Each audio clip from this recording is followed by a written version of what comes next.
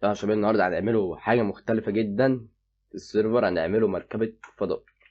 يلا بينا نبدأ يا شباب. طبعا لو انت مش مشترك في القناة اشترك وفعل زر الجرس وما تنساش تطلع النبي عليه افضل الصلاة والسلام. يلا بينا يا شباب نبدأ. طبعا انا خلف الكواليس يا شباب عملت دروع الجوبر كلها، بس قلت معاكم هنبدأ نطوروها. طبعا هنا يا شباب عملت آلة تطوير، هبدأ استغل الشباب السيرفر. لاستخدام الآلة ليفل 30 يا شباب يرجو الدفع واحد دايموند. هنستغل الشباب في السيرفر اللي مش هيدفع يتعاقب. معرفش عارف منين اللي مدفعش، بس خلاص عادي، المفروض تبقى ببلاش اصلا. طبعا يا شباب انا اهو صنعت هنا خط السيف اهو السيف معايا. هبدأ معايا الشنطة، ايوه ننزل كل الشنطة ده نبدأ نفضوها. تمام. طبعا انا خلف الكواليس يا شباب. تمام.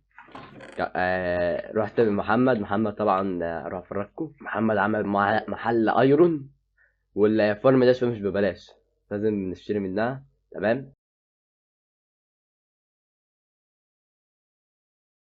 فانا ايه، هو دلوقتي عامل محل ايرون، فانا رحت اشتريت منه سبعة 26 ستاك عشان نبدأ نعمله التاير روكيت اللي هي مركبة الفضاء. تمام. وان شاء الله في الحلقة الجاية هنبدأ يعني النهارده الحلقة دي